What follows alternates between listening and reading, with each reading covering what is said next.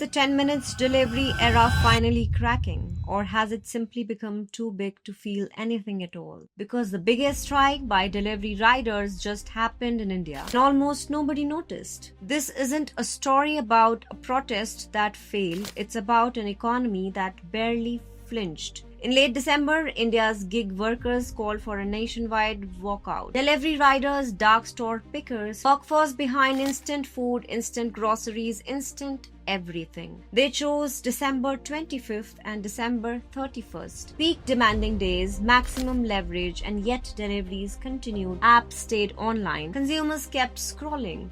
That itself is the story. India today has over 1 crore gig and platform workers. According to government estimates, by 2030 that number is expected to cross 2 crore. This is no longer a side economy, it's one of the fastest growing labor pools in the country. Most delivery workers earn between 15,000 to 20,000 rupees a month. From that comes fuel, vehicle maintenance, mobile data insurance, and rising urban rents. Adjusted for inflation, real wages are flat and falling. Take Ravi. Ravi is 28. He's a delivery rider in a large Indian city. He works 12 to 14 hours a day, 6 to 7 days a week. He earns roughly 20,000 a month. After fuel, repairs and rent, there isn't much left. There's no fixed salary, no guaranteed insurance, no paid sick leave. If Ravi doesn't log in, he doesn't earn. If he takes a day off, he loses 700 to 1,000 instantly. For Ravi, the strike wasn't symbolic, it was expensive. But the platforms tell a different story. On New Year's Eve alone, food delivery and quick commerce companies reportedly paid out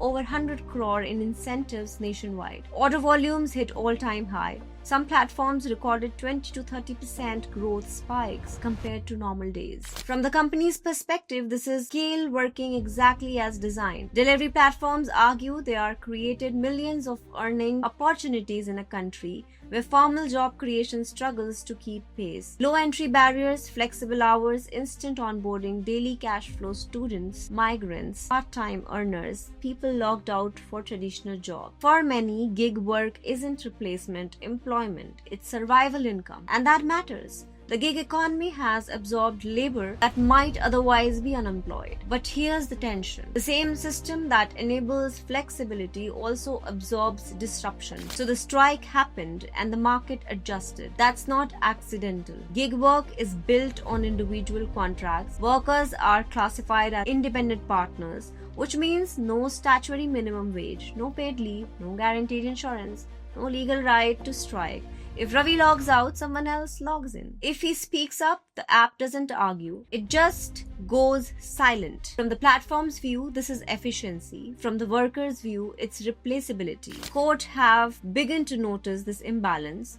They have cautioned platforms against using indirect punishments during protests because calling workers partner does not justify algorithmic discipline. And now there's a visible shift. Blinkit has removed its 10-minute delivery claim across all platforms after an intervention by the Union Ministry of Labour. The tagline has changed from 10,000 plus products delivered in 10 minutes to 30,000 plus products delivered at your doorstep. No stopwatch, no countdown. Swiggy and Zomato may follow, as the ministry has reportedly asked quick commerce platforms to factor in the well-being of delivery workers. Because a 10-minute delivery was never just marketing, it shaped incentives, algorithms, and pressure. When speed becomes the product, risk quietly shifts to the worker. And then there's the government. The stage says gig workers are covered under the Social Security Code. On paper, that's true. On the ground, coverage is thin. Welfare boards exist. Registrations are uneven. Benefits are unclear, funding remains uncertain, regulation moves slowly, capital moves fast. What's left is the grey zone where growth accelerates and protection fades. At the same time, India's platform economy is booming. Quick commerce alone is projected to cross $5 billion